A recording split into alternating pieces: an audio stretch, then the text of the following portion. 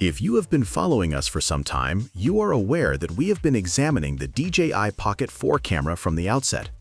After all of our patience, the wait is starting to get fascinating. Similar to the previous announcement of the ordinary DJI Pocket 4, there has been a significant leak that basically ruins the surprise for the Pro version. We can plainly see a creator holding both a basic Pocket 4 and an upgraded DJI Pocket 4 Pro in one of the most recent leaked photos from Igor. It's a traditional move.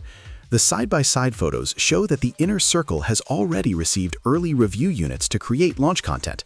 This indicates that the official announcement is almost here, if history is any teacher. At the latest, we're talking about late May or early June of 2026. Using information from FCC filings, prototype sightings, and some extremely trustworthy insider leaks, we have spent a great deal of time examining the fundamental characteristics of this forthcoming rig. DJI appears to be attempting to fit flagship-level cinematic features into a body that weighs less than 200 grams. However, after examining the data, we must wonder if DJI has truly addressed the Pocket 3 shortcomings, or if they are only adding complexity in order to maintain a professional name. Let's examine our current understanding of the timeline and the hardware.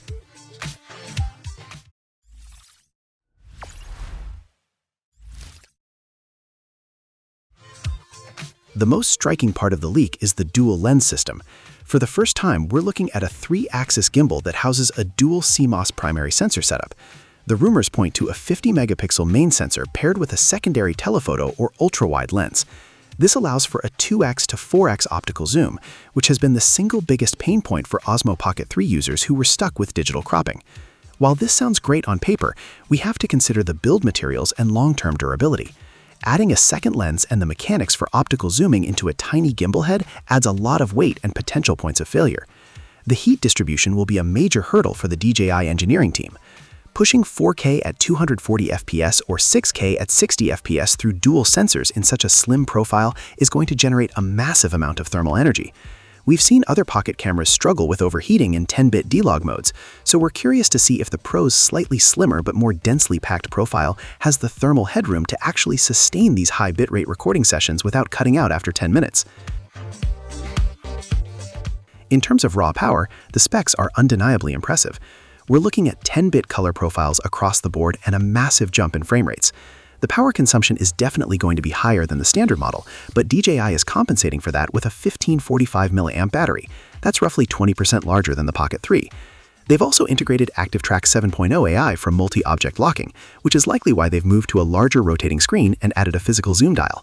The noise level, or rather the electronic hum of the gimbal, will be something to watch.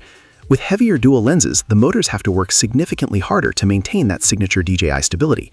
The cooking speed of the software, meaning how fast it can process these 4K 240 FPS files, will depend on a new image processor that we expect to see debuted in this unit.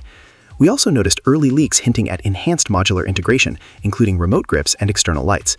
It's clear DJI wants this to be a filmmaker's B-roll beast, but at a sub-200-gram weight, the physics of keeping those motors cool and quiet are going to be a real test of their craftsmanship.